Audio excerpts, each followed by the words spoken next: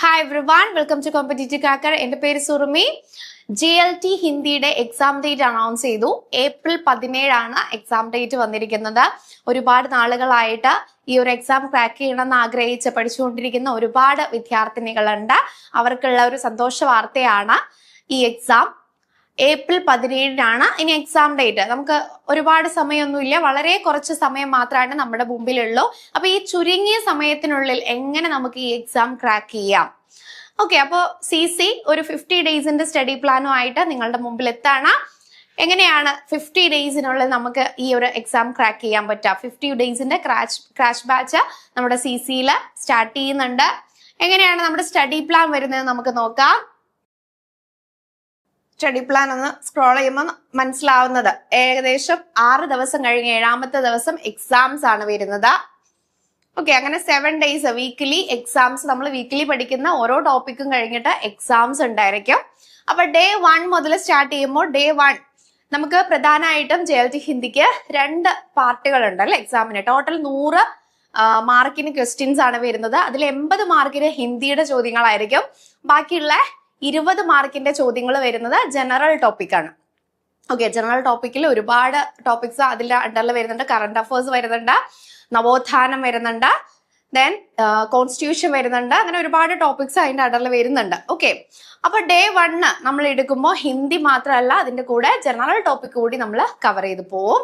അപ്പൊ ജനറൽ പേപ്പറിൽ constitution, assembly and borrowed features ആണ് ജനറൽ ടോപ്പിക് ആയിട്ട് വരുന്നതെങ്കിൽ ഹിന്ദിയില് സാഹിത്യക കാൽ വിഭാജനാണ് നമുക്ക് പഠിക്കാനുള്ളത്. ഓക്കെ, കാൽ വിഭാജൻ, ഹിന്ദി സാഹിത്യത്തിന്റെ കാൽ വിഭാജൻ. പല റൈറ്റേഴ്സും പല തരത്തിലാണ് കാലഘട്ടത്തെ തിരിച്ചിട്ടുള്ളത്. അതെല്ലാം നമുക്ക് പഠിക്കേണ്ടതായിട്ടുണ്ട്. ഓക്കെ, അതിലെ പാർട്ട് 1 ആണ്. ദെൻ ഡേ 2 നോക്കുക. ജനറൽ പേപ്പറിലെ ഫണ്ടമെന്റൽ റൈറ്റ്സ് ആണ് നമ്മൾ പഠിക്കുന്നത്. ഹിന്ദിയില് സാഹിത്യക കാൽ വിഭാജൻ തന്നെ. അതിലെ പാർട്ട് 2, 3. ഓക്കെ, പാർട്ട് 2 ആണ് നോക്കുന്നത്.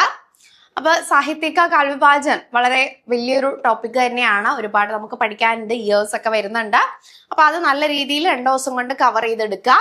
ദെൻ ഡേ 3 വരുമ്പോഴേക്കും ജനറൽ പേപ്പറിലെ കോൺസ്റ്റിറ്റ്യൂഷൻ തന്നെയാണ് വരുന്നത്. പാർട്ട് 1, 2. കോൺസ്റ്റിറ്റ്യൂഷൻ ഒരു വിശാലമായിട്ട് കിടക്കുന്ന ഭാഗം തന്നെയാണ്. ഒരുപാടുണ്ട് നമുക്ക് അതിലും പഠിക്കാനായിട്ട്. ഹിന്ദിയില് ആദികാൽ ആൻഡ് ഭക്തികാൽ അപ് ടു സൂഫി കാവ്യ പാർട്ട് 1, 2. ആദികാല ഭക്തികാല്. ആദികാലം എന്ന് പറയുമ്പോൾ അതിൽ പ്രധാനപ്പെട്ട റൈറ്റേഴ്സ് അമീർ ഖുസ്രോ, വിദ്യാപതി പോലെയുള്ള റൈറ്റേഴ്സ്. പിന്നെ ഒരുപാട് സാഹിത്യ രൂപങ്ങൾ വരുന്നുണ്ട്. ജൈൻ സാഹിത്യ, സിദ്ധ സാഹിത്യ, അതുപോലെ നാദ സാഹിത്യ, രാസോ കാവ്യ പോലെയുള്ള ഒരുപാട് ശാഖകൾ അവിടെ വരുന്നുണ്ട്. അതൊക്കെ നമുക്ക് പഠിക്കണം. ഓക്കെ, അതുപോലെ ഭക്തികാലം സ്റ്റാർട്ട് ചെയ്യുന്നുണ്ട് ആ ഒരു ദിവസം തന്നെ. 3rd ഡേ തന്നെ ഭക്തികാലം സ്റ്റാർട്ട് ചെയ്യുന്നുണ്ട് നമ്മള്. അത് കഴിഞ്ഞ് 4ാമത്തെ ഡേ ടോപ്പിക് വരുന്നത് ജനറൽ പേപ്പറില് president, vice president, prime minister, governor എന്നിവരാണ്. ഹിന്ദിയിൽ വരുന്നത് ആദികാൽ ആൻഡ് ഭക്തികാൽ അപ് ടു സൂഫി കാവ്യ പാർട്ട് 3, 4. അതായത് ആ ഒരു ടോപ്പിക്കിൽ ഒരുപാടുണ്ട്. ഇപ്പൊ ആദികാല ഭക്തികാല ടോപ്പിക്കിന്റെ അണ്ടറിൽ ഒരുപാട് നമുക്ക് പഠിക്കാനുണ്ട്. ഡീറ്റെയിൽ ആയിട്ട് ഇപ്പൊ 5ാമത്തെ ഡേ വരുമ്പോഴേക്കും ജനറൽ പേപ്പറിൽ പാർലമെന്റ് 1, 2. ഹിന്ദിയില് സഗുണ ഭക്തി ശാഖ, അതായത് ഭക്തി കാലഘട്ടത്തിൽ തന്നെ വരുന്ന ഒരു ശാഖയാണ് സഗുണ ഭക്തി ശാഖ. അതിലെ രാംഭക്തി ശാഖ നമ്മൾ പഠിക്കുകയാണ് 5ാമത്തെ ദിവസം. 6ാമത്തെ ദിവസം ജനറൽ പേപ്പറിലെ ജുഡീഷ്യറി ക്വസ്റ്റ്യൻസ് പഠിക്കുമ്പോൾ അതോടൊപ്പം ഹിന്ദിയിലെ സഗുണ ഭക്തി ശാഖയിലെ കൃഷ്ണ ഭക്തി ശാഖയാണ് നമ്മൾ നോക്കുന്നത്. അപ്പൊ ഭക്തി കാലഘട്ടത്തിലെ പല ശാഖകളും നമുക്കറിയാം. രാംഭക്തി ശാഖ, കൃഷ്ണ ഭക്തി ശാഖ, പ്രേമാശ്രയി ശാഖ, ജ്ഞാനാശ്രയി ശാഖ. ഇതിൽ ഒരുപാട് റൈറ്റേഴ്സ് വരുന്നുണ്ട്. അവരുടെ രചനകൾ ഡീറ്റെയിൽ ആയിട്ട് തന്നെ പഠിക്കേണ്ടതുണ്ട്. ആ ടോപ്പിക്സ് ആണ് ഡേ 6 വരെ വരാം. അത് കഴിഞ്ഞ് ഡേ 7 ആവുമ്പോഴേക്കും നോക്കുക എക്സാം വരുന്നുണ്ട്. ഓക്കെ, അപ്പൊ ഓരോ വീക്കിലും നമ്മൾ 6 ഡേയ്സ് പഠിച്ച് ക്വസ്റ്റ്യൻസിനെ ബേസ് ചെയ്ത്, ടോപ്പിക്സിനെ ബേസ് ചെയ്ത് 7ാമത്തെ ദിവസം എന്തുണ്ടാവും? എക്സാം ഉണ്ടായിരിക്കും. അപ്പൊ നമ്മളത് നല്ല രീതിയിൽ റിവിഷൻ ചെയ്യാൻ നമുക്ക് സാധിക്കും. അങ്ങനെയാണ് ഓരോ ടോപ്പിക്, ഓരോ ഡേയും വരുന്നത്. ഓരോ ഡേയിലെ ടൈം ടേബിളും അങ്ങനെ തന്നെയാണ് വരുന്നത്. ഇനി നോക്കാം 14ാമത്തെ ദിവസം, 13 ദിവസം കഴിഞ്ഞ് 14ാമത്തെ ദിവസം പിന്നെയും എക്സാം വരാണ്. ഓക്കെ, 2ാമത്തെ വീക്കില് പിന്നെയും എക്സാം വരാണ്.